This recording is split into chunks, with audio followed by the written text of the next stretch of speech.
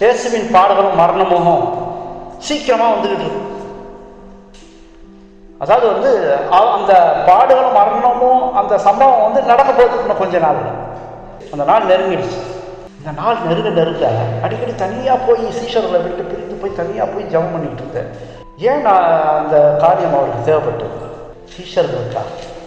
நான் போன பிறகு அவர்கள் அந்த ஸ்ட்ராங்காக நிற்கணும், விசுவாசத்தில் நிற்கணும்.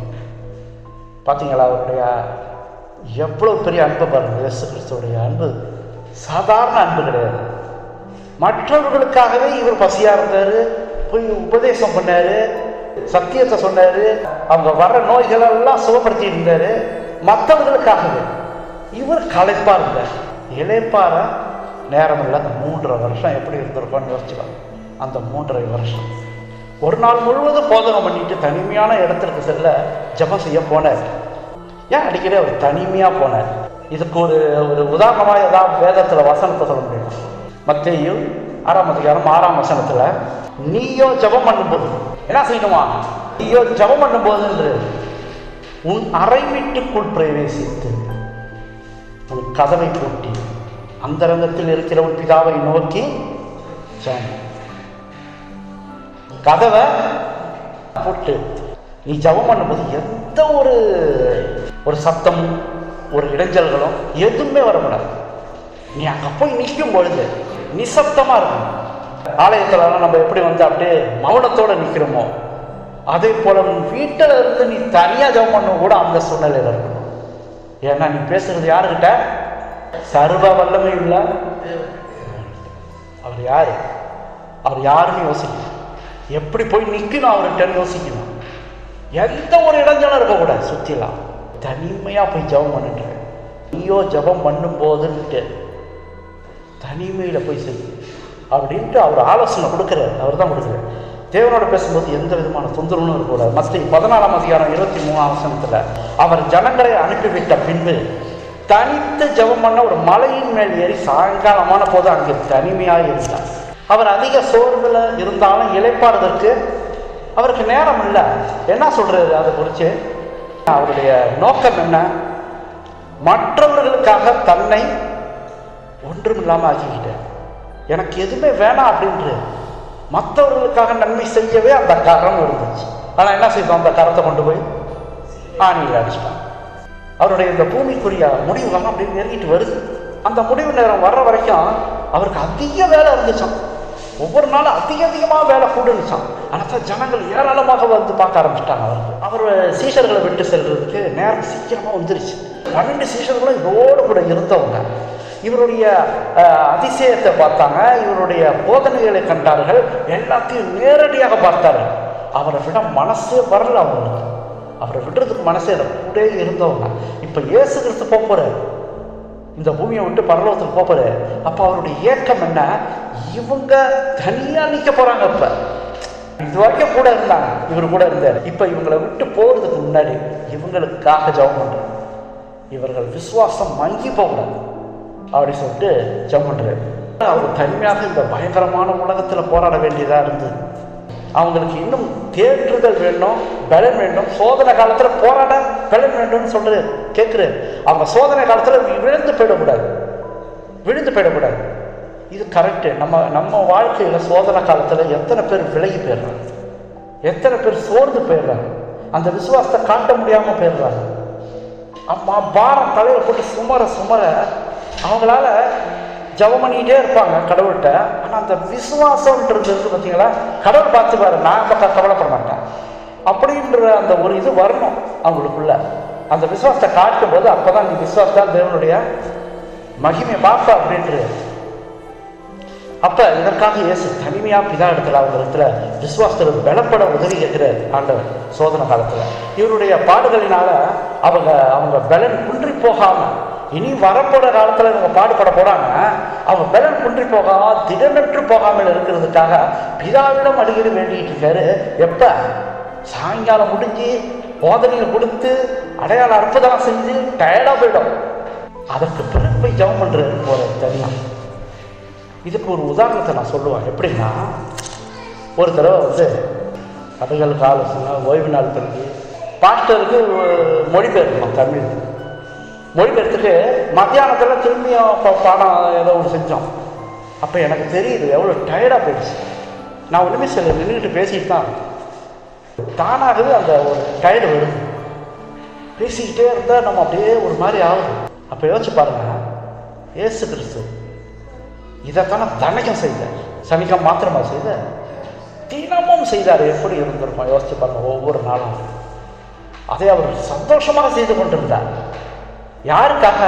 இதெல்லாம் யாருக்காக? தம்மேல சுமந்து கொண்டு மற்றவர்களுக்காக அவர் தியாகம் பண்ணார். சொல்றதுலாம் இதுவும் ஒரு தியாகம், பெரிய தியாகம்.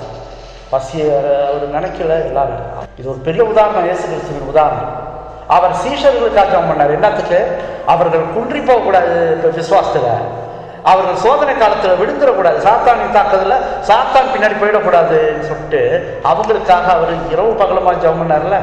நம்ம செய்யணுமா? நம் பிள்ளைகளுக்காக அவர்கள் குன்றி போகாதபடிக்கு சோதனை காலத்துல வெற்றியா நிற்கணும், கடைசி வரைக்கும் உங்களை விட்டு விலகி போகக்கூடாது ஆண்டவரே அப்படி சொல்லிட்டு நம்ம பிள்ளைகளுக்காக ஜெபம் பண்ணணுன்ற ஒரு பாடம் இங்கே இருக்கு. இரவும் பகலுமா அவர் எப்படி செய்தாரோ அதே மாதிரி நம்மளும் ஒரு நேரத்தை எடுத்துக்கொண்டு தனி அறை கதவை பூட்டி கொண்டு தேவனோடு உருவாகுனா அந்த ஜெபம் நிச்சயமாக கேட்கப்பட்டு அவர்களை ஆண்டவர் கண்ணு கருத்துமாக நோக்கி கொண்டிருந்தார். ஏன்னா நீங்க சொல்லிட்டீங்க, நீங்க ஜெபத்தை ஏறெடுத்துட்டீங்க. அதனால தான் கடவுள் என்ன சொல்றாரு, எங்களை சோதனைக்குட்படாமல் தீவி நின்று ரட்சித்து காத்துக்கொள்ளும் சொல்லிட்டு எதில் சொல்றாரு? ஜெபம் எப்படி செய்யறதுன்னு கற்றுக் கொடுக்குறாரு. அதுல வருது மத்திய 26 41 மத்திய 26:41 நீங்கள் சோதனைக்குட்படாதபடிக்கு விழித்திருந்து ஜெபம் பண்ணுங்கள், ஆவி உற்சாகம் உள்ளதுதான், மாம்சமோ பலவீனம் உள்ளது என்றார். ஆண்டவர் இங்கேயும் ஒரு ஆலோசனை கொடுக்குறாரு. சோதனைக்குட்படாதபடிக்கு விழித்திருந்து ஜெபம் பண்ணிட்டு இருங்க அப்படின்றார். அதை தான் அவர் செய்தார். அவர் அதை தான் செய்தார். அதே தான் நம்மகிட்டையும் சொல்றாரு, விழித்திருந்து ஜெபம் பண்ணுங்க. ஏன்? சோதனை வர்றோம், ஜாக்கிரதை. சரி, இந்த எந்த காலத்தில் இருக்கோம் நம்ம? இப்போ சோதனை கொஞ்சம் சோதனை உள்ள காலத்தில் இருக்கோம். எப்படா தாக்குவான்னு தெரியாது. இப்போ எந்த நேரத்தில் இடி விழும், அம்பு வரும், எதுவுமே தெரியாது. இப்போ எப்படி இருக்கணும் நம்ம ஜெபம்? இந்த காலத்துக்குரிய ஜெபம் எப்படி இருக்கணும் யோசிச்சுப்பாங்க. இன்னும் போக போக எப்படி இருக்கும், உலகம் மாறும். அப்போ இந்த ஜெபம் எப்படி தேவைப்படும்? இளைப்பாற விட நேரம் எடுக்க சீஷர்களுக்காக தனிமையாக போய் பிதாவோட போராடி கொண்டிருந்தார். அவர் தனிமையில ஜெபம் செய்து விட்டு சீஷத்துல அவங்களை நோக்கி என்ன சொல்றாரு? மனுஷகுமாரனாகி என்னை ஜனங்கள் யார் என்று சொல்லுகிறார்கள் கேட்குறேன். அப்ப மனுஷகுமாரனாகி என்னை ஜனங்கள் யார் என்று சொல்லுகிறார்கள் அப்படின்னு யார்கிட்ட கேட்கிறாரு? சீஷர்கிட்ட கேட்கிறாரு. சீஷர்கிட்ட யாருடைய கணிப்பை கேட்கிறாரு? ஜனங்களுடைய கணிப்பை கேட்கிறாரு. என்னை யாருன்னு சொல்றாங்க? என்ன சொல்றாங்களா எல்லாரும்?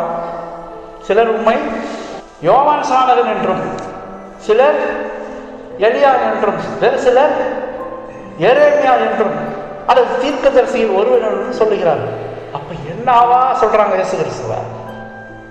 அவர் யாருன்னு சொல்றாங்க? தீர்க்கதரிசின்றாங்க. ஜனங்கள் எல்லாம் இவர் ஒரு பெரிய தீர்க்க, அப்படித்தானே ஆதி காலத்தில் தீர்க்கதரிசி மூலயமா தானே கடவுள் பேசுங்க. அப்ப அதுவும் அவர் ஒரு தீர்க்கதரிசி. அவர் மனுஷன செயலா தானே நிற்கிறார். அவர் தேவன்றது அறியாம இருந்தாங்க, ஆனால் தீர்க்கதரிசியில் ஒருவர் அப்படின்னு சொல்லிட்டு சொல்றாங்க. இதனால் ஜனங்கள் என்ன நினைக்கிறான்னு கேட்கிறாரு. பிறகு சீஷர்கள் என்ன நினைக்கிறாருன்னு சொல்லிட்டு என்ன கேட்குறாங்க? நீங்க என்ன நினைக்கிறீங்க என்னன்னு கேட்குறது. இந்த கேள்வி மறுரூபமாவதற்கு முன்னாடி கேட்கப்பட்ட கேள்வி. அந்த நடக்க போது அந்த சம்பவம், அதுக்கு முன்னாடி கேட்குறாரு, நீ என்ன யார் நினைக்கிற அப்படின்னு கேட்குறது. உடனே என்ன சொல்றாங்க? யார் முந்திக்கிறார் அப்படின்னு பதில் கொடுக்க. யார் முந்திக்கிறார்? உடனே பேசுற அவர் எப்போதும் பேசுறதுக்கே ஆயத்தமா இருப்பார். தனக்காக சகோதரர்களுக்காகவும் பதில் கொடுக்குறாரு. புரியுதா உங்களுக்கு? இவர் கேட்டது சீஷர்கள்ட்ட கேட்க கேள்வியா, இவர் பதில் சொல்றாரு யாருக்காக? இவருக்கும் சீஷர்கள், மற்ற சீஷர்களுக்கும் சேர்த்து பதில் கொடுக்குறாரு. நீர் ஜீவனுள்ள தேவனுடைய குமாரன் ஐயா கிறிஸ்து என்றார். என்ன மாதிரி ஒரு சாட்சி பாருங்க, என்ன மாதிரி எப்பேற்பட்ட ஒரு சாட்சி பாருங்க. இயேசு அவனை நோக்கி, யோனாவின் குமாரனாகிய சீமோனே, நீ பாக்கியவான், மாம்சமும் ரத்தமும் இது உனக்கு வெளிப்படுத்தவில்லை, நீ சொந்த முயற்சியில நீ பேசல அப்படின்ட்டு பரலோகத்தில் இருக்கிற என் பிதா உனக்கு இதை வெளிப்படுத்தினான். அப்ப பரிசுத்தாவி மூலமா அவன் பேசியிருக்கிறான். இது இவர் யாருன்ட்டு. மேலும் நான் உனக்கு சொல்லுகிறேன், நீ பேதுருவாக இருக்கிறாய், இந்த கல்லின் மேல் என் சபையை கட்டுவேன், பாதாளத்தின் வாசல்கள் அதை மேற்கொள்வதில்லை.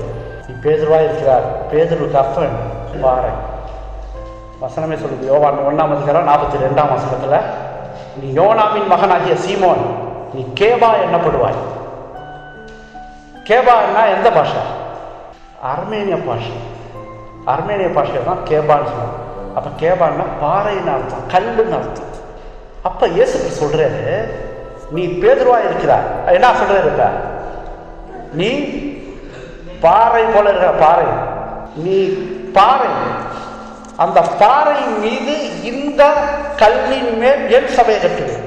பேதுரு மேல இல்ல, பாறை மீது என் சபையை கட்டுவேன்.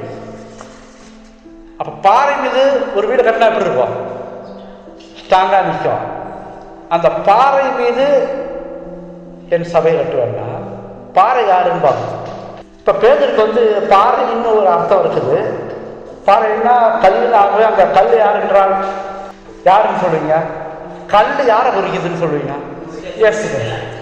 அப்ப நீ உன் பேரு பேதுரு, உனக்கு ஒரு அர்த்தம் இருக்கு பாறை. இந்த பாறை யாரு? நான் தான், இயேசு கிறிஸ்து தான். என் மீது சபையை கட்டுவேன். அப்ப சபை கட்டுறவங்க எப்படி ஆகுவாங்க? கிறிஸ்தவர்கள். கிறிஸ்து பாறை, அந்த பாறை மீது கட்டும்போது அவர்கள் கிறிஸ்தவர்களா ஆகிறாங்க. அதன் மூலியமா தான் நான் கட்டுவேன் சபை. இதைத்தான் அங்க சொல்றது. பேதுரு கட்டுவாருன்னு சொல்றது. பேதுரு கட்டினா என்ன ஆகும்? இன்னைக்கு நம்மள கிறிஸ்தவர்கள் நான் சொல்லுவாங்க, பேதுரு கட்டி இருந்தா. சபைக்கு தலையானவர் யாரு? இயேசு கிறிஸ்து. அவர் தான் கட்டணும். பேதுருட போய் நீ கட்டுன்னு சொல்ல முடியாது. எந்த மனுஷன்டான்ட்டே நீ சபையை கட்டுன்னு சொல்ல முடியுமா? சபைக்கு தலைவர் ஆண்டவர் தான். அந்த பேதுருட்ட சொல்றது, நீ பேதுருவா இருக்கிற அந்த பாறைன்ற பேர் அர்த்தம் இருக்கு பெருவட்ட, அது நான் தான். அதன் மீது தான் நான் கட்டுவேன் என் சபையை. உன்னுடைய மீது கட்ட முடியும். இன்னைக்கு சபை, கிறிஸ்தவ சபை எங்க பார்த்தாலும் எழுப்பி இருக்கிற, இதற்கு காரணம் பேதுருன்னு சொல்லுவீங்களா? யாராவது சொல்ல முடியுமா? இன்னைக்கு கிறிஸ்தவ சபை எங்க பார்த்தாலும் இருக்குது. கத்தோலிக்க, ப்ராட்டஸ்டன்ட், சபத்தில் எல்லா இடத்துலையும் இருக்குது. அதுக்கு மூளை கல் இயேசு கிறிஸ்துன்னு சொல்லுவீங்களா? பேதுருன்னு சொல்லுவீங்களா?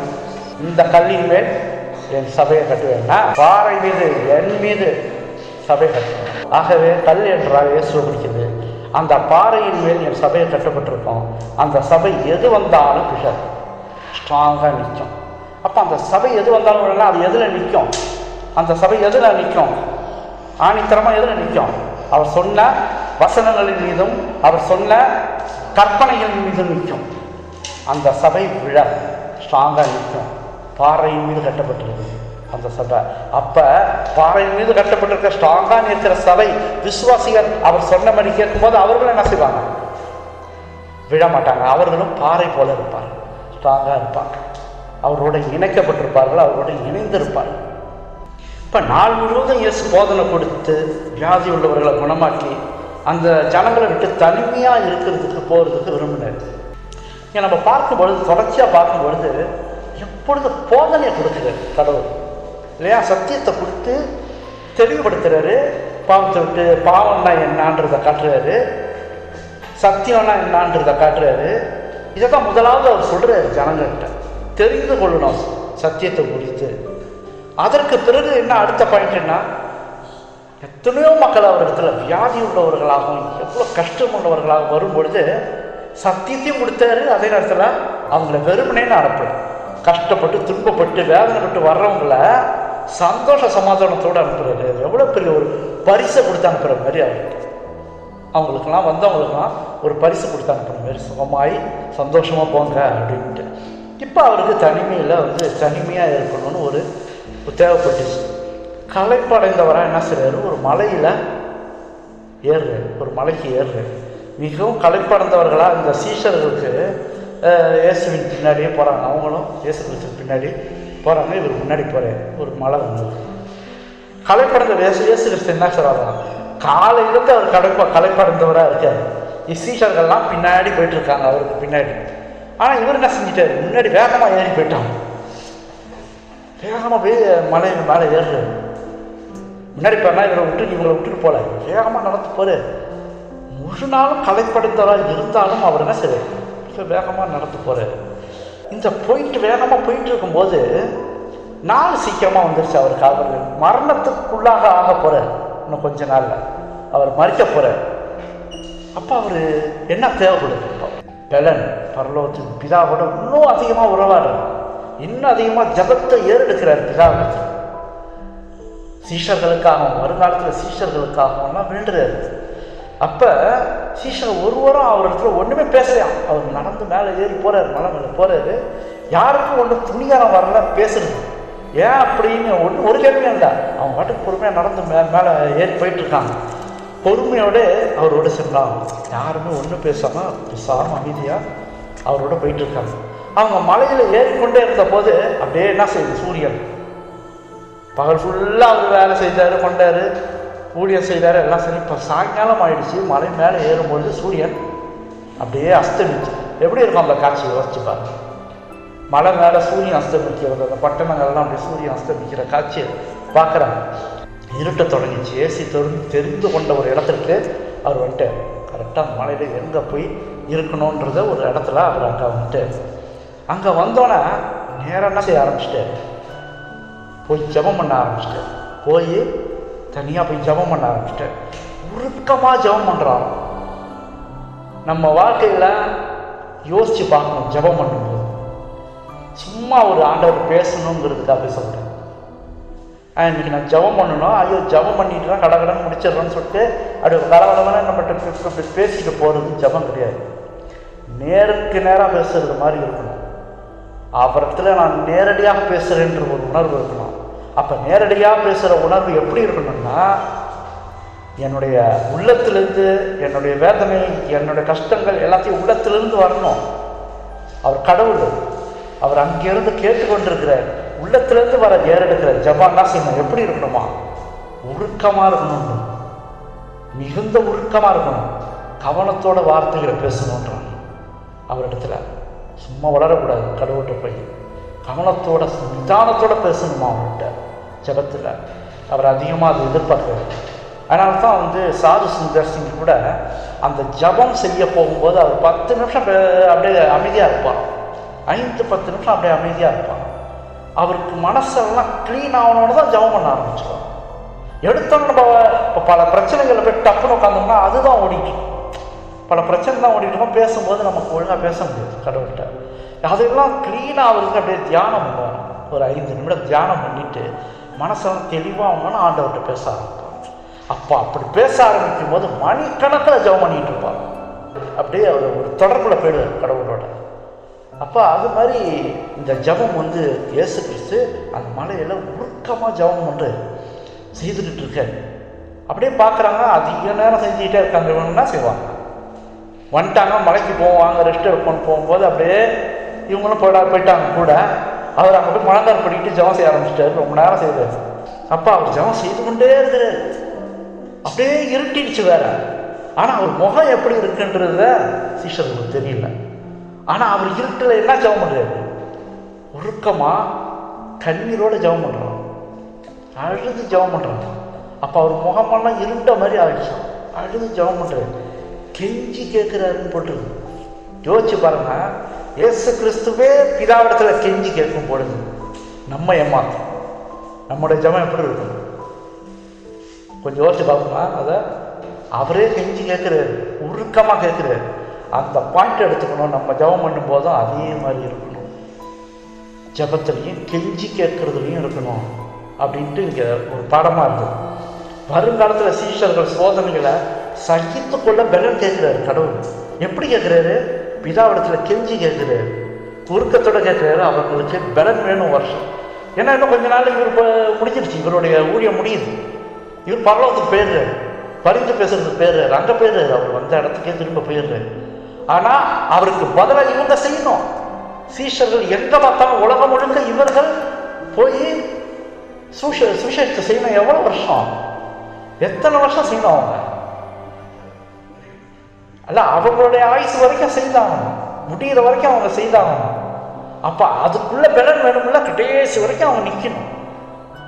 ஜெபம் பண்ணுற இயேசு கிறிஸ்து அவங்களுக்காக முகமெல்லாம் கண்ணீரோடு இருந்துச்சான். எவ்வளோ ஒரு பெரிய அன்பு பாருங்க. மற்றவங்களுக்காக இவர் கண்ணீர் விடுங்க, மற்றவங்களுக்காக இவர் கண்ணீர் விடுங்க. அப்போ இந்த நேரத்தில் நீங்கள் பார்த்தீங்கன்னா, எங்களுக்கு வருங்காலத்தில் பலன் வேணும்னு சொல்லி ஜெபம் பண்ண வேண்டியவங்க யாராக? வருங்காலத்தில் நாங்கள் பலனாக நிற்கணும்னு சொல்லிட்டு ஜெபம் பண்ண வேண்டியவங்க யார்? சீஷர்கள் தான். ஆனால் அவங்களுக்கு தெரியல, பாட்டுக்கு வேடிக்கை பார்த்துட்டு இருக்காங்க. அவங்களுக்காக இவர் ஜெபம் பண்ணிட்டு இருக்காரு. இயேசு கிறிஸ்து கெஞ்சி கேட்டுட்டு இருக்காரு. அப்போ சோதனைகளை செலுத்தி கொண்டோம். அவங்க மூலமாக தான் உலகம் எங்கும் சத்தியம் செல்ல வேணும், உறுதியான விசுவாசம் செல்ல வேணும், சோர்ந்து போகக்கூடாதுன்னு ஜெபம் பண்ணுறாரு. பொறுமையாக நேரம் அப்படியே கடந்து போயிட்டு இருக்குது. அப்படியே பொறுமையாக கடந்து போயிட்டு இருக்குது. அவர் ஜெபத்தில் இருக்கார். இவங்க அப்போ அவரை சுற்றி இருள் தான் இருக்குது. என்ன செய்கிறாருன்னு தெரியல. ஆனால் அப்படியே ஜெபம் பண்ணிக்கிட்டே இருக்காரு. அவரோடு சேர்ந்து ஜெபம் செய்யாமல் சீஷர்கள் என்ன செஞ்சிட்டாங்க? தூங்க ஆரம்பிச்சிட்டாங்க. மலை மேலே வேற ஏறிவிட்டாங்களா அவங்க. இவங்கெல்லாம் என்ன செய்கிறாங்க? இவங்கெல்லாம் தூங்குறாங்க. அவர் என்ன செய்யறாரு? ஜெபம் பண்ணுறாரு. இருட்டில் போயிட்டாரு அவர். இவங்களுக்கு தெரியல என்ன செஞ்சாருன்னு தெரியல. வாங்க போய் தனிமையாக இருப்போம்னு சொல்லிட்டு போனார். இவங்க மனசுக்குள்ளே தூங்கி விட்டாரா என்னான்னு யோசிக்கல, தெரில என்ன நடந்ததுன்னு. இவங்க என்ன செஞ்சுட்டாங்க? உறங்க ஆரம்பிச்சுட்டாங்க, தூங்க ஆரம்பிச்சுட்டாங்க. அவங்க உறங்கி கொண்டிருந்த நேரத்தில் அவர்களுக்காக இவர் ஜெபம் பண்ணுறது. நம்மளும் மற்றவர்களுக்காக ஜெபம் பண்ணணுன்ற ஒரு பாடம் அதில் இருக்குது. எப்படின்னா யாக்கோபு 5ஆம் அதிகாரம் 16ஆம் வசனத்தில், யாக்கோபு 5:16, நீங்கள் சொஸ்தம் அடையும்படிக்கு உங்கள் குற்றங்களை ஒருவருக்கு ஒருவர் அறிக்கையிட்டு ஒருவருக்காக ஒருவர் ஜெபம் பண்ணுங்கள். நீதிமான் செய்யும் ஊக்கமான வேண்டுதல் மிகவும் பலன் உள்ளதாக இருக்கிறது சொல்கிறேன். ஒருத்தவங்களுக்கு ஒருத்தவங்க ஜெபம் பண்ணுங்கன்னு சொல்லிட்டு ஆண்டவர் கட்டளை இடுறாரு. இங்கே வேத வசனத்தின் மூலியமாக ஆண்டவர் சொல்கிறார், ஒருவருக்கு ஒருவராக ஜெபம் பண்ணுங்க. நமக்கு மட்டும் ஜெபம் பண்ணுறது இல்லை, மற்றவங்களுக்கு சேர்ந்து ஜெபம் பண்ணணும் அப்படின்னு சொல்கிறாங்க. மனம் திரும்புதலுக்கு கூட ஜெபம் பண்ணணுமா? ஒருத்தர் மனம் திரும்பணுங்கிறதுக்காக ஒருத்தர் ஜெபம் பண்ணார். யார் செய்தது? தானியேல் செய்தார். யாருக்காக? நேபுகாத்நேச்சாருக்காக செய்தாராம். தானியேல் நேபுகாத்நேச்சார் ராஜாவுக்காக செய்தாராம் ஜெபம். அவனை தொடுங்க, அவனை சந்திங்க ஆண்டவரையும் சொல்லி ஜெபம் பண்ணியிருக்காரு. அப்போ பார்த்தீங்களா, அதுக்கப்புறம் கடைசியாக நேபுகாத்நேச்சார் அவர் ஒரு புஸ்தகத்தில் இவர் தவிர வேற யாரும் கடவுள் இல்லைன்னு எழுதிட்டு, இவர் தான் ஒரே தேவன் சொல்லிட்டு கடைசியாக அவர் எழுதிட்டார். அந்நிய தெய்வங்களை வணங்கினவர் நேபுகாத்நேச்சார். இவர் ஜெபம் பண்ண பண்ண ஆண்டவர் அவரை சந்தித்து அவருக்கு வேண்டிய பாடத்தை கொடுத்தார். கடைசியாக ஒரு புஸ்தகமே எழுதிட்டார். ஒரு வாக்கியத்துக்கு ஒரு அதிகாரமே எழுதி வச்சுட்டாரு நேபுகாத்நேச்சார். இவரை போல வேற எந்த தெய்வமும் கிடையாது அப்படின்ட்டு உருக்கமாக ஜெபம் செய்து கொண்டிருக்கிறாரு. பிதா இயேசுடைய ஜெபத்தை கேட்ட இவர் பாட்டுக்கு முழங்கால் பண்ணிட்டு தொடர்ந்து ஜெபம் பண்ணிகிட்டே இருக்காரு. கெஞ்சி உருக்கத்தோட பண்ணிட்டு இருக்காரு. அங்கே பரலோகத்தில் என்ன நடக்குது? பிதா அவருடைய ஜெபத்தை கேட்கிறாரு. தூதர்கள் என்ன செய்றாங்க? உடனே அவருக்கு பணிவிட செய்யறதுக்கு அவருக்கு உதவி செய்ய ரெடி ஆயிட்டாங்க. தேவ தூதர்கள் சரி உதவி செய்யலாம், இயேசு கிறிஸ்துவுக்கு உதவி செய்யலாம்னு சொல்லிட்டு ஆயத்தம் ஆகும்போது பிதா யார் அனுப்பினார்? தேவ தூதர்களை யார் அனுப்பினார்? மோசேயும் எலியாவையும் அனுப்புறாரு. பார்த்தீங்களா, அந்த தேவதூதெல்லாம் ஆயத்தமாக வராங்க. இப்போ இயேசு கிறிஸ்து உதவி செய்ய இங்கே ஆண்டவர் எலியாவையும் அனுப்புறாரு. அவங்க கிறிஸ்துவிடம் சென்று வரப்போகிற உபத்திரவத்தை குறித்து சொல்கிறாங்க. அவர்கிட்ட நீங்கள் பொறுமையாக இருக்கணும், அதை ஏற்றுக்கொண்டு கடைசி வரைக்கும் அதை சகித்து கொள்ள வேண்டும், இதெல்லாம் சொல்கிறாங்க. எருசலேமில் அவர் பொறுமையாக சகித்து கொள்ள வேண்டும் என்று இவங்க வந்து பேசுகிறாங்க, அவர்கிட்ட வந்து பேசுகிறாங்க. ஏன்னா அந்த உபத்திரம் கடைசி உபத்திரம் ரொம்ப பயங்கரமான காலகட்டத்தோட சூழ்நிலையோடு முடியுது. அந்த உபத்திரம் அதில் அவர் கை விட்டுருக்கலாம். ஏசு கிறிஸ்தே சொல்றாரு, நான் பிதாப்ட கேட்டேன்னா எத்தனையோ தேவதூதர்கள் அனுப்பிடுவாருன்னு சொல்றாரு. அவர் கேட்டார்னா அனுப்பியிருப்பாரு. அந்த நேரத்தில் போதும் பிதாவே என்னால் முடியலன்னு சொன்னால் கூட அந்த திட்டமே கைவிடப்பட்டிருக்கோம். ஆனால் கடைசி வரைக்கும் போய் ஆகணும்னு சொல்லிட்டு இவங்களை அனுப்பி அவங்களுக்கு ஆறுதல் கொடுக்குறாரு. ஏன் இவங்களை அனுப்புனாரு? அவர்களும் இந்த உலகத்தில் உபத்திரவப்பட்டாங்க. அப்போ மனுஷன் சொல்லும்போது தான் தெரியும். தேவதூதர்கள் அந்த உபத்திரவப்படலை, எலியாவையும் மோசையும் உபத்திரவப்பட்டாங்க. அப்போ அவங்க தான் எடுத்து சொல்ல முடியும் எப்படி அந்த மாதிரி கஷ்டத்துக்குள்ளே போகிறோம் நம்ம அப்படின்னு சகித்து கொள்ள வேண்டும். ஏசு அந்த நனைந்த ஒரு அப்படியே அந்த தரையெல்லாம் ஒரு ஈரமாக இருந்தது, அந்த கற்கள் நிறைந்த ஒரு இடமா அந்த இடத்துல ஜெபம் பண்ணிக்கிட்டே இருக்கிறாரு. திடீர்னு வானம் திறக்கப்பட்டுச்சு. போகிறோம் வானம் இருட்டாக இருந்ததுன்னா ஆரம்பிச்சு, திடீர்னு வெளிச்சம் மாதிரி அப்படியே ஆரம்பிச்சான். பரலோகத்துக்கு பொன்னான கதவு அங்கே திறக்கப்படுதான். கதவு பரலோகத்தில் இவங்க வெளியே வர்றது பரிசுத்தமான ஒரு வட்டம் அப்படியே முழங்கால் படிக்கிட்டு இயேசு கிறிஸ்துவ மேலே அப்படியே வந்து அடிக்கலாம் வெளிச்சம். அவர் என்ன செஞ்சிட்டாரு? முழங்கால் படிக்கிட்டு அந்த வெளிச்சம் வந்தோடனே என்ன செஞ்சிட்டாரு? முழங்கால் படிக்கிட்டு இயேசு எந்திரிச்சு நிற்கும் போது அவரை பார்த்த காட்சி ஒரு தெய்வீக மகத்துவம் அவர் இடத்துல காணப்பட்டுச்சு. அப்படியே ராஜரீகமாக அப்படி எந்திரிச்சு நிற்கிறாராம். ஒரு தேவனா நிற்கிறார் அந்த இடத்துல. ஏனென்றால் மகிமையான வெளிச்சம் பரலோகத்திலிருந்து வந்து அவர் மேலே ஒழிக்குது. அப்போ அவர் யாருக்கு காட்டுது? எந்திரிச்சு நின்று அவருடைய ஆத்மா திகில், அவர் அப்படியே எந்த திகிலோடு அவர் ஜெபம் பண்ணியிருந்தாரோ பயத்தோட, அதெல்லாம் அப்படியே கலைஞ்சி போயிடுச்சான். இது நம்ம வாழ்க்கையில் ஒரு பாடம் இருக்குது. ஏன்னா நம்ம கவலை கஷ்டம் கண்ணீர் படும்போது, நம்ம வேதனையை போட்டு அழுத்திக்கிட்டு இருக்கும்போது மனசில் அப்படியே உறக்கம் இருக்காது, சாப்பிட முடியாது, அந்த மாதிரி வேதனை அடையும் போது கடவுள் சமாதானத்தை அனுப்புனார்னு வச்சிங்களேன், அப்படியே உங்களுக்குள்ள என்னமோ அதை டப்புன்னு காணப்போன மாதிரி ஆகும். ஏதோ ஒரு மன சமாதானம் அப்படி உள்ளே வந்துடும் டக்குன்னு. இதைத்தான் அவருக்கு இயேசு கிறிஸ்து வந்தது. அவர் வஸ்திரம் படிந்திருந்த தூசிகளுக்காக காண போயிடுச்சு. மலையிலலாம் ஏறி வரும்போது அப்படியே தூசி ஈஸியெலாம் இருந்துருக்கு. அந்த வஸ்திரம் அப்படி தூசி கூட போய் சுத்தமாக ஒரு வஸ்திரமாக ஆரம்பிச்சு அப்படின்னு சொல்லிட்டு சொல்லப்படுது. இப்போ அவர் என்ன செய்கிறாரு? வஸ்திரம் சூரியனை போல பிரகாசிக்குது அந்த வஸ்திரம். அவருக்கு அங்கேருந்து பார்க்கும்போது எப்படி இருக்குன்னா சூரியனை போல பிரகாசிக்குது. அந்த வெளிச்சம் மலையை சுற்றி அப்படியே வெளிச்சமாக இருக்கும். அந்த மலை தனியாக இருக்கும். தெரியும், இப்போ நீங்கள் பார்த்தீங்கன்னா தெரியும், அந்த மலை மட்டும்தான் தனியாக இருக்குது. எருசலேமில் சுற்றி மலைகள்லாம் இல்லை, தூரத்தில் இருக்குது மலைகள். இந்த மலை மட்டும் தனியாக செங்குத்தாக இருக்குது. யோசிச்சு பாருங்கள், அந்த இடத்துல மட்டும் வெளிச்சமாக இருந்துச்சுன்னா சுற்றி யாராச்சும் அந்த தூரத்துலேருந்து உள்ளவங்க பார்க்கும்போது கூட என் மலையில் வெளிச்சமாக இருக்குன்னு யோசிச்சிருப்பாங்க. அந்த மாதிரி வெளிச்சமாக இருந்தது. ஒளியில் செஞ்சிச்சு. இந்த வெளிச்சத்தினால என்ன நடந்துச்சு சொல்லுங்க பார்ப்போம். இந்த பக்கம் வெளிச்சம் அடிக்குது, சீஷர்கள் தூங்கிட்டு இருக்காங்க. என்ன நடந்திருக்கான்? பயந்து போய் எந்திரிச்சிட்டாங்க. நான் ஒரு வெளிச்சம் அவர் பாட்டு அவர் மேலே அவ்வளோ வெளிச்சமாக வருது என்னன்னு சொல்லிட்டு பயந்து போய் எந்திரிச்சிட்டாங்க. ஆச்சரியத்தோட இயேசுவின் பிரகாசமான வஸ்திரத்தை அப்படியே பார்த்துட்டு இருக்காங்க. அங்கே நிற்கிறாரு, மகிமையான முகத்தை பார்க்குறாங்க. ஆச்சரியமாக இருக்குது. அவங்க இந்த காட்சியை பார்த்த உடனே கண்ணு பூத்து போயிடுச்சான். கண்ணு தெரியாத போயிடுச்சான் அவர். ஏன்னா வெளிச்சம் அப்படி வெளிச்சமாக இருக்குது அவர் மேலே. அதுக்கப்புறம் அந்த கண்ணு தெரியாத போய் திரும்பி அந்த லெவலுக்கு வரும்ல, நார்மல் லெவலுக்கு வரும்போது 3 பேர் நிற்கிறாங்க. இயேசு கிறிஸ்து, மோசே, எலியா 3 பேர் நிற்கிறத பார்க்குறாங்க. யார் இது? பயந்துட்டாங்க. என்ன அது அப்படின்ட்டு. அப்போ 2 மகிமையான பேர்கள் அவர் இடத்துல பேசி கொண்டிருந்தாங்க. அந்த காட்சியை பார்க்குறாங்க. அது சீனாயில் முகமுகமாய் பேசுன மோசே, இங்கேயும் முகமுகமாக பேசுது. சீனாயில் முகமுகமாக பேசுன மோசே இந்த இடத்துலையும் முகமுகமாய் நேருக்கு நேராக பேசுகிறாரு. அதே இயேசு கிறிஸ்துட்ட. மற்ற எலியாவும் பேசுகிறாரு. அந்த எலியா மரணத்தை பார்க்காது, மரணம்னா என்னன்னு தெரியாது, அப்படியே போயிட்டே இருக்காரு. பரலோகத்துக்கு எடுத்துக்கொள்ளப்பட்டான். வியாக்குலமான ஒரு சூழ்நிலையில் இங்கேருந்து ஜபம் ஏறெடுத்த போது பிதாவுடைய பதில் எப்படி வருது பாருங்க. அந்த நேரத்தில் வருது, பிதா அவருக்கு கைவிடுவர் அல்ல என்று. இது மூலியமாக நம்ம பார்க்கலாம். பார்த்தீங்களா, இயேசுவின் அன்பு எப்படியோ அதே போல் பிதாவின் அன்பும் அப்படியே தான் இருக்குது. வேதாந்தத்தில் சொல்லுது, யோவான் 17ஆம் அதிகாரம் 21ஆம் வசனத்தில் இயேசு கிறிஸ்து பிதாவிட்ட ஜெபம் பண்ணுறாரு. எப்படி சொல்றாரு? நீர் என்னிலையும் நான் உண்மையிலையும் இருக்கிறது போல அவர்கள் எல்லாரும் நம்மில் ஒன்றாக இருக்கவும் வேண்டிக் கொள்ளும். என்ன சொல்றாரு பார்த்தீங்களா? நீ என்னிலையும் நான் உண்மையிலையும் இருப்பது போல அவர்கள் எல்லாரும் நம்மில் ஒன்றாக இருக்கும். அப்போ நம்ம ஒன்றா இருக்கிறோம் அப்படின்ற பிதாவிட்ட நம்ம ஒன்றா இருக்கிறோம். நீர் இருப்பது போல தான் நான் இருக்கிறேன். ஆனால் தான் பிதா இயேசு கிறிஸ்து வந்து பிதாவை காட்டுங்கன்னு சொல்கிறாங்க சீஷர்கள். அப்போ என்ன சொன்னார்? நான் நிற்கிறேன், என்ன போய் பிதாவை காட்டுறேன்றிய அப்படின்ட்டு. என்னை பார்த்தா பிதாவை பார்த்த மாதிரின்னு சொல்கிறாரு. அப்போ அங்கேருந்து வந்தவர், பிதாவிட்டு வந்தவர், அவர் தேவன். அப்போ இங்கே அவங்களுக்கு ஒரே குணங்களாக தான் இருக்குது, ஒரே குணங்களாக தான் இருக்குது. அதனால தான் நம்ம பாவத்தை அறிக்கிட்டு இயேசுகிட்ட ஜெபம் பண்ணி மன்னிப்பு கேட்கும்போது பிதாவும் அதே ஒரு குணத்தில் தான் மன்னிக்கிறார், நமக்காக மன்னிப்பு கொடுக்குறாரு. எல்லாம் ஒரே குணமாக தான் இருக்குது. அவர் எல்லாவற்றிலையும் ஒன்றாக இருக்கிறாங்க.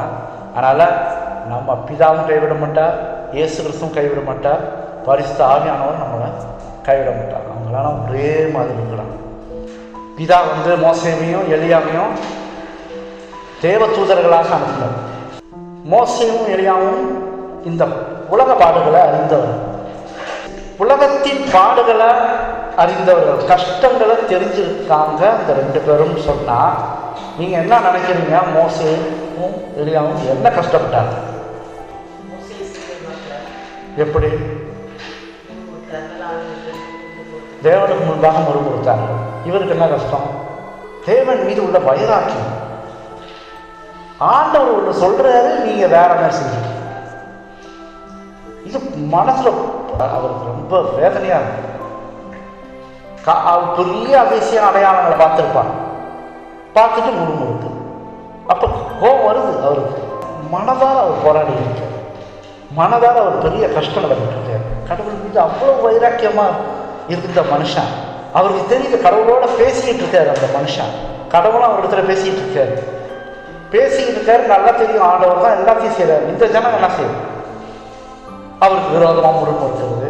இப்போ இவருடைய பாடு எப்பேற்பட்டதாக இருந்ததுன்னு நம்ம பார்த்தோம்னா, பைபிளில் வசனத்திலே நம்ம பார்த்தோம்னா, என்னாகமம் 11ஆம் அதிகாரம் 11ஆம் வசனத்தில், என்னாகமம் 11ஆம் அதிகாரம் 11ஆம் வசனத்தில், அப்பொழுது மோசே கர்த்தரை நோக்கி, நீர் இந்த ஜனங்கள் எல்லாமே பாரத்தை என்மேல் சுமந்ததால் உமது அடியானுக்கு உபத்திரவம் வர பண்ணது என்ன? உம்முடைய கர்த்தர் எனக்கு கிருபை கிடையாது போனது என்ன? கேட்கிறாரு.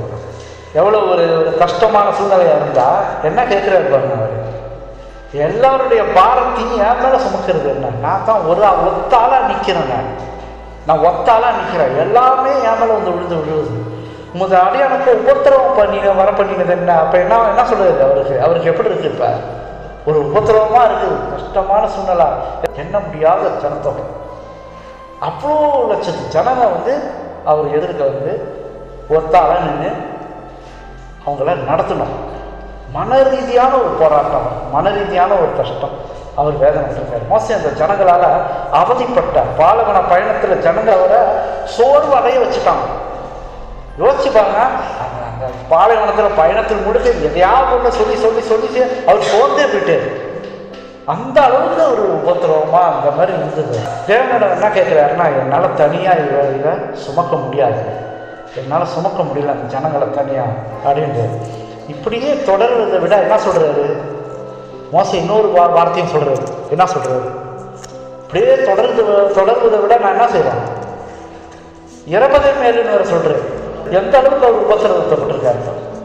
ஏன்னா நம்ம 11ஆம் அதிகாரம் 15ஆம் வசனத்துல, உங்களுடைய கண்களிலே எனக்கு கிருபை கிடைத்ததனால் இப்படி எனக்கு செய்யாமல் என் உபத்திரவத்தை நான் காணாதபடிக்கு இப்பொழுதே என்னை கொன்று போடும். ஒரு என்னை எடுத்துங்கன்னு சொல்ற அளவுக்கு ஒரு மனுஷன் சொல்றான். எப்படி இருக்கும்? என் உயிரை எடுத்துருங்க, எனக்கு வேணாம், நான் வாழ விரும்பலாம் அப்படின்னு சொல்றாங்கன்னா எப்படி எடுத்துருக்கணும்? பார்த்தீங்கன்னா உபத்திரவத்தை, மோசே கொடுக்கப்பட்ட உபத்திரவங்களை பார்த்தீங்கன்னா சில 2 வசனங்களை பார்க்கும்போது அவருடைய நிலைமை என்னான்னு புரியுது. என்னது எடுத்துருங்க, எனக்கு போதும், வேணாம் அப்படின்ட்டு. அப்போ தன்னை எடுத்துக்கொள்ளுமாறு தேவனிடத்துல கேட்டு அந்த அளவிற்கு அவருக்கு வேதனை இருந்துச்சு. 10 கற்பனைகளை உடைக்கும் அளவுக்கு ஒரு கோபம் வந்துருச்சு. அந்த சூழ்நிலை யோசிச்சு பாருங்க. யாரு விட்டது எடுத்துட்டு வர? அது யார் கொடுத்தது? கற்பனை எழுதுறது யாரு? மகா பரிசுத்தமான வல்லமையில தேவன் கையில் கொடுக்கும்போது அதை தூக்கி அடிக்கிறாருன்னா யார் மேல கோபம்? சில ஜனங்கள் மீது உள்ள கோபம். யார் மீது வயராக்க? இவ்வளோ பெரிய இதை எழுதி கொடுக்குற ஜனங்கள் அப்படி கையில் தூக்கிட்டு வரும்போது என்ன காட்சி இல்லை? பொன் கன்றுக்குட்டியை வணங்கிட்டு இருக்கான். இந்த பக்கம் கையில் 10 கற்பனை இருக்கு, அந்த பக்கம் 10 கற்பனையை கொடுத்த அந்த மலை அங்கே தெரியுதுன்னா, நேராக கீழே ஒரு பொன் கன்றுக்குட்டி செய்த பலிபீடம் தெரியுது. அவர் இங்கிருந்து பார்க்கும்போது நேராக கீழே பார்த்தா அந்த இடம் தெரியுது. யோசிச்சு பாருங்க எப்படி இருக்கு. அப்ப சாத்தானுடைய ஒரு திட்டம் பார்த்தீங்களா? பொன் கன்றுக்குட்டி எங்க வச்சான் பாருங்க, அவன் பலிபீடத்தை நேராக அந்த மலைக்கு எதிர்க்கே வச்சான். அந்த 10 கற்பனை அப்படி கொண்டு வரும்போது மனுஷன் வேற 40 நாளாக உபவாசம் பண்ணி கடவுள்கிட்ட அதை வாங்கிட்டு வந்து யோசிச்சு பாருங்க எப்படி இருந்திருக்கும் அந்த மனுஷன்.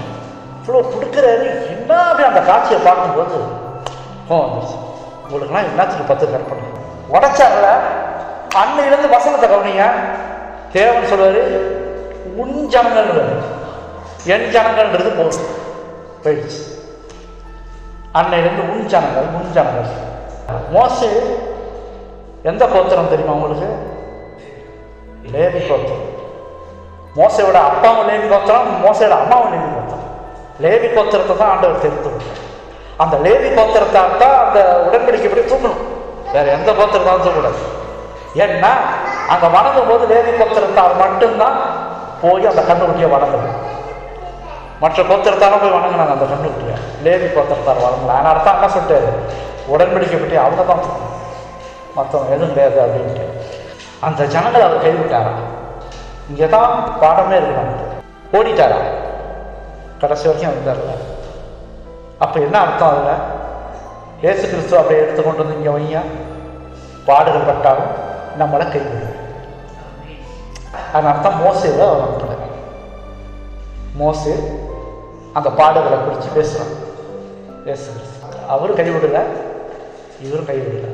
பாடுகள் பட்டான், அந்த பாடுகளை சகித்து கொண்டார். இப்பேற்பட்ட ஒரு ஆள் வந்து இயேசுவை தேற்றுவதற்காக பிதா வந்து அனுப்பி வச்சார். ஏன்னா இயேசு 100% மனுஷன், 100% மனுஷனாக இருக்கு. வல்லமை, பிதாவின் வல்லமையினால அற்புதம் அடையாளங்கள்லாம் செய்தார். அவருடைய வல்லமை பரலோகத்தில் வச்சுட்டு பிதாட்ட கொடுத்துட்டு தான் வந்தார். சொந்த வல்லமைகள் எல்லாமே பிதாட்ட கொடுத்து தான் வந்தார். நீங்கள் பூமியில் வந்து 100% மனுஷனாக இருந்ததுனால பிதாவின் வல்லமையோடு தான் அவர் எல்லா காரியமும் செய்யணும். அப்போ எலியா ஒரு பெரிய அதிசயத்தை தேவனால செய்யலாம். 850 பேர் பொய்த்தீர்க்கதரிசிகள் நிற்கிறாங்க எதிர்க்க. யோசிச்சு பாருங்க, அந்த ஒரு பெரிய பாடு. பொய்த்தீர்க்கதரிசிகள் 850 பேர் நிற்கிறாங்க, கள்ளத்தீர்க்கதரிசிகள்லாம். அவங்க எதிர்க்க வந்து இவர் ஒரு விஷயத்தை காட்டணும். அந்த நேரத்தில் சந்தேகப்பட்டிருந்தாருன்னா இல்லையா, நடக்குமா நடக்காத போயிடுச்சுன்னா சந்தேகப்பட்டிருந்தா என்ன இருக்கும்? அது நடக்காம போயிருக்கும். அந்த விசுவாசத்தை அவர் விசுவாசத்தோடு செய்தார். அந்த விசுவாசம் தான் காப்பாற்றுச்சு. அதற்கு படிக்கப்படி வாங்க இயேசுவிட நீ என்ன செஞ்சான்? 850 கள்ளத்தீர்க்கதரிசிகளை சாவடிச்சுட்டு, ஏன்னா அந்த அக்கினி வந்து அடிச்சு நொறுக்கணும்னா பார்த்துட்டான் எல்லாரும் எந்த தெய்வம் உண்மை. 2 தெய்வத்துக்கும் போட்டி. உன் தெய்வத்தை வச்சுக்க, உன் தெய்வத்தை வச்சு செய், எது வேணுமா பண்ணுன்று. அந்த தெய்வத்துக்கு பதிலே கிடையாது. சாயங்காலம் வரைக்கும் ஓலங்கிறாங்க, பதிலே இல்லை. நம்ம தெய்வத்துக்கு உடனே பதில் வந்துச்சு. அடிச்சு க்ளீன் பண்ணிச்சு, வானத்தில் வந்து அக்கினி வந்து க்ளீன் பண்ணிச்சு. இப்போ எலியா என்ன செஞ்சாரு? கள்ளத்தீர்க்கதரிசிகளை பிடிச்சி கொலை பண்ணாங்க, எல்லாரும் சாப்பிட்டுட்டாங்க. இந்த வீசு எங்கே போச்சு? ஏசபேல் அவர் புருஷன் இருக்கார், அவர் பேர் என்ன? ஆகாப்ராஜா. அவர் போய் சொன்னார், கொண்டாட்டிட்டு போய் சொல்லியிருக்காரு இந்த மாதிரி நடந்த சம்பவத்தை போய் சொன்னார். உடனே அந்த அம்மா என்ன செஞ்சு? கடுப்பாயிடுச்சு.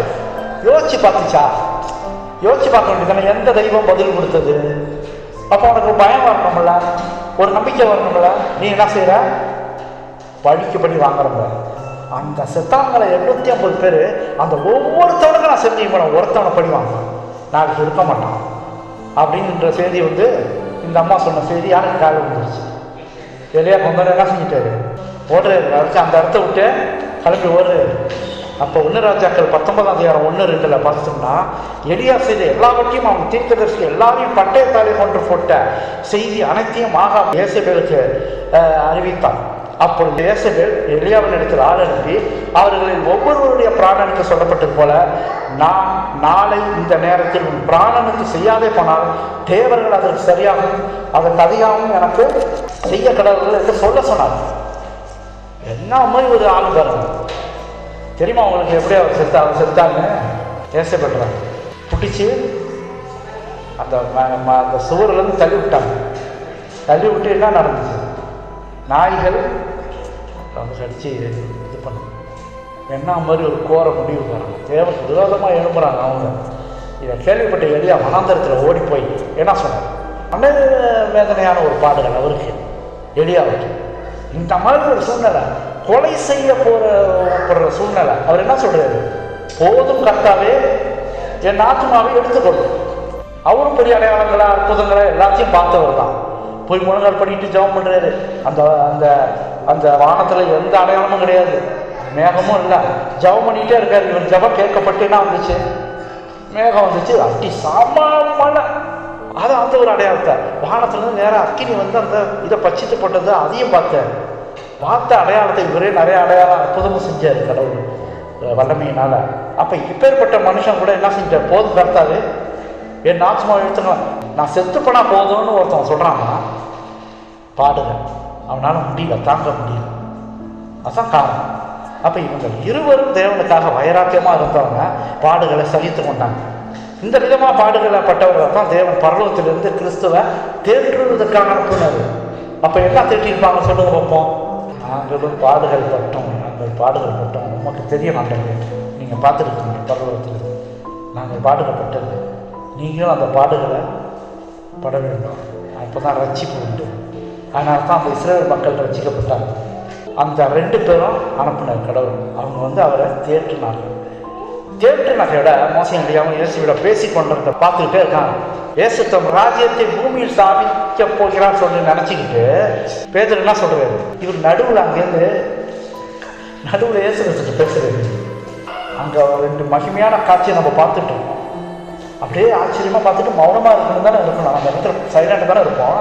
ஏன்னா அவரே மறுரூபம் ஆயிட்டார், வெளிச்சமாக இருக்கார். அவரு மகிமை பயங்கரமாக இருக்கு அந்த இடத்துல. மோசேயும் எலியாவும் யார்? பெரிய ஆள், ரெண்டு பெரிய தீர்க்கதரிசி வந்து நிற்கிறாங்க. இவர் நடுவில் என்ன சொல்றாரு? அப்போது பேதுரு இயேசு நோக்கி, ஆண்டவரே, நான் இங்கே இருக்கிறது, நாம் இங்கே இருக்கிறது நல்லது. உமக்கு சுத்தமானால் இங்கே உமக்கு ஒரு கூடாரமும் எலியாவுக்கு ஒரு கூடாரமும் மோசைக்கு ஒரு கூடாரமும் போடுவோம் அப்படின்னு பேசுறது. யார்கிட்ட? இயேசு கிறிஸ்துக்கு பேசுறது. ஆனால் அவர் பதில் சொல்லல. இயேசு கிறிஸ்து திரும்பி பதில் சொன்னதாக ஒன்றும் போடல. ஆனால் இதை சொன்ன பேதுரு மிகுந்த சந்தோஷப்படுறாரு, ரொம்ப சந்தோஷப்பட்டார். மகிமையை பார்க்குறாரு. இயேசு கிறிஸ்து மகிமையாக வந்து நிற்கிறதெல்லாம் பார்த்தோன்னா இவர் என்ன நினச்சிட்டாரு?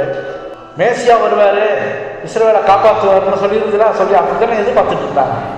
இப்போ இதை பார்த்தோன்னே என்ன இருக்கும்? அவர் இந்த மகிமையான காட்சியை பார்த்துட்டாரு, அவர் மறுரூபம் ஆயிட்டாரு, இனிமே எருசலேமை காப்பாற்றிடுவாரு அப்படி நினச்சிட்டாரு. ஆனால் தான் கூடாரம் போடுறான்னு அங்கே மலையில் உங்களுக்கு 3 பேருக்கு ஒரு கூடாரத்தை போட்டுடுறான், இங்கே தங்கிடுங்க. ஆனால் அவன் வந்து ஒன்றை மறந்துட்டான். என்ன மறந்துட்டான்? இயேசு கிறிஸ்து பல தடவை சொல்லியிருக்காரு, மனுஷகுமாரன் பாடுகளை படணும், 3ஆம் நாள் உயிர்த்தெழுக்கணும், இதெல்லாம் அடிக்கடி சொல்லியிருக்காரு. அது மறந்துட்டான். அந்த நேரத்தில் வேறு மாதிரி நினச்சிட்டான். சந்தோஷத்துலேயே பார்த்து கொண்டு இருந்த அவங்க இந்த 3 மேலும் மேகம் அப்படியே சூழ்ந்துச்சான். அப்படியே மேகம் சூழ்ந்துருது. அந்த மேகத்திலிருந்து ஒரு சத்தம் இருக்கு, இவருக்கு பிரியமாக இருக்கிறேன், இவருக்கு செவி விடுங்கள். யார் பேசுகிறாப்பா? பார்த்தீங்களா? முதல் எங்கே பேசுகிறாரு? ஞானஸ்தானம் இருக்கும்போது பேசுகிறாரு. இப்போ எங்கே பேசுகிறாரு? மறுரூப மலையில் பேசுகிறாரு. வானத்துலேருந்து பிதாவே டைரக்டாக பேசுகிறாரு. இந்த மேகத்திலேருந்து பேசுனதை பார்த்தோன்னா தாங்க முடியாமல் என்ன செஞ்சுட்டாங்க? அந்த மகிமை பரலோகத்துலேருந்து பிதா பேசுகிறாரு மகிமை அப்படியே முகமுப்புறம் விழுந்துட்டாங்க. இந்த சீஷர்கள் அப்படியே தலையில் முகமுப்புறம் விழுந்துட்டாங்க. தலையை தூக்கி கூட பார்க்க முடியவில்லைன்றாங்க. பார்க்க முடியல, மகிமையில மகிமை, அவ்வளோ பெரிய மகிமையாக அந்த காட்சி இருந்தது. அதான் சொன்னாங்க, மலை முழுக்க ஒரே வெளிச்சமாக இருந்திருக்கும் அந்த இடத்துல. முகமுப்புறம் விழுந்தே கிடக்குறாங்க, யாரும் எந்திரிக்கல. இப்போ இயேசு கிறிஸ்து என்ன செய்யுது? எழுந்துருங்க, பயப்படாதுங்க அப்படின்னு கண்களை திறந்து பார்க்கும்போது யாரும் இல்லை, அந்த மகிமையும் இல்லை, ஒன்றும் இல்லை, அவரை தவிர யாருமே. அப்போ அதை பார்க்கும்போது அவங்க என்ன சொன்னாங்க? இந்த இரவு முழுக்க அந்த மலையிலேயே தனிமையிலே இருந்தாங்க. சூரியன் உதயமாகும், கீழே இறங்கி அந்த மலையை விட்டு கீழே இறங்கும்போது என்ன நடக்குது? திரும்பி ஜனங்கள்லாம் பார்த்துட்டாங்க. இயேசு கிறிஸ்து எல்லாம் முடியாடுறாங்க அவரிடத்துல திரும்பவும். இதுதாங்க அவருடைய வாழ்க்கையில் நடந்தது. திரும்பவும் சுகப்படுத்துதல், வேதனையிலிருந்து நீக்குதல், பிசாசு பிடித்தவர்களை விடுதலையாக்குதல், இதெல்லாம் திரும்பவும் அவருடைய வேலை ஆரம்பிச்சுது. இயேசு யாரையுமே கைவிடவில்லை. அவர் அழுது ஜபம் பண்ணிட்டு இருந்ததெல்லாம் சீஷர்கள் தன்னுடைய பாடுகளுக்காக ஜபம் பண்ணல. இந்த பாடுகளை அனுபவிக்கணும், நான் மரணத்துக்குள்ள ஆவேன்னு சொல்லிட்டு ஏற்கனவே சொல்லிட்டாரு, தெரிஞ்சனால தான் சொன்னார். ஆனால் அவர் கண்ணீர் விட்டு மலைகளிலேயே எல்லாத்துலேயும் அழுது ஜபம் பண்ணதெல்லாம் சீஷர்கள் பலவீனமாக போயிடக்கூடாது. ஏன்னா எனக்கு முடிவு காலம் வந்துருச்சு, நான் போக போனேன். ஆனால் சீஷர்கள் பலவீனமாக போயிடக்கூடாது, விசுவாசத்தில் தாங்கி இருக்கணும். நம்மளும் கடவுளோட என்ன செய்யணும்? நமக்குள்ள விசுவாசம் ஒழித்து போகாது. இன்னும் அநேகர் விசுவாசத்துக்குள்ள வர்றதுக்காக நம்ம ஜெபம் பண்ணணும். அதிகமாக ஆண்டவர்கிட்ட ஜெபம் பண்ணணும். அவர் எப்படி அழுது ஜெபம் பண்ணாரோ அந்த மாதிரி அழுது ஜெபம் பண்ணியிருக்கோம். மற்றவங்களுக்காக நம்ம ஜெபம் பண்ணியிருக்கோம். அழுது போராட்டங்களை எல்லாத்தையும் சகித்து கொண்டு நம்மளை ரட்சிக்க வேண்டும்ன்ற ஒரே நோக்கத்தில் தான் அவர் கடைசி வரைக்கும் இருந்தாருன்ற ஒரு செய்தி நம்ம ஆண்டவர் கொடுத்துருக்காரு. தேவன் தாமே நம்ம அனைவரும் ஆசீர்வதிக்கிறாங்க. ஆமாம்.